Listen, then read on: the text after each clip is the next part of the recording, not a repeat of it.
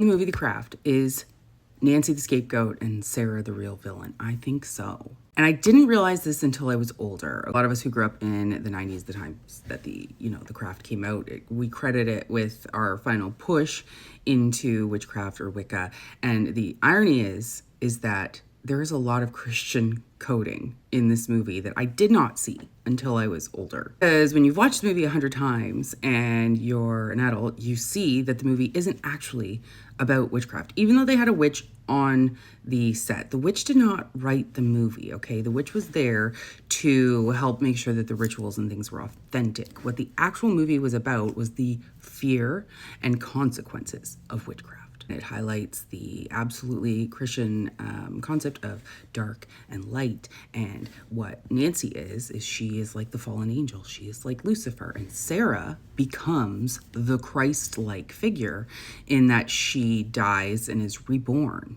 And then she becomes like the judge at the end. So starts out in the movie as the natural witch, the chosen one. At the end, when she binds Nancy, it's like casting her out, but also crucifying her in a way, because not only does she bind Nancy, but her binding and her judgment have severe consequences for Nancy. It has, another thing that bothers me about the movie and the way it is structured is that Nancy does not come from privilege the way Sarah does, right? Nancy comes from a very tough upbringing and background, and she gets vilified for that and her actions, whereas Sarah becomes the savior. The theme of the film is the good witch versus the bad witch and this redemption arc, but it ends up in Nancy being completely crushed, where Sarah is very like Christ-like. Nancy's whole tragic story and backstory and ending, she's a lot more like Lucifer or Lilith or Kate. It's also very Christian coded because not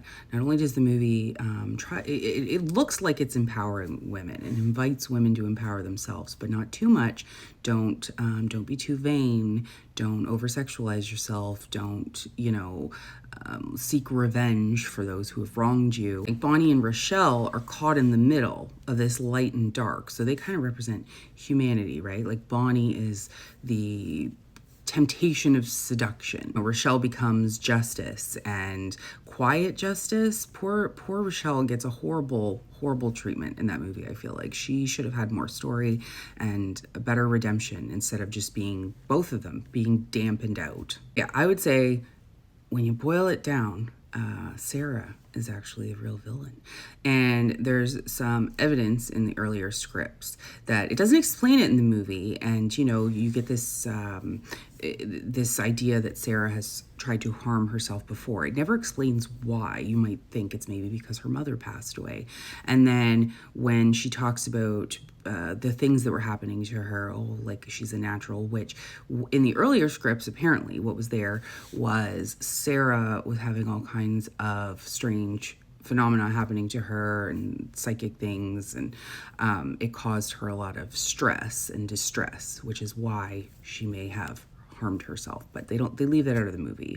If they put it in the movie, then she is not as innocent as she seems in the version we have now. So yeah, I'm justice for Nancy. I wanted to be Nancy. So, Nancy.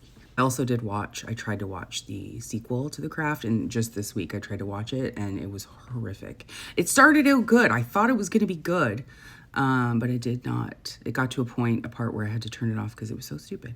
And I do know, I read the Wikipedia, that Nancy does make a little comeback, but apparently, again, it's completely not good. Poor Nancy.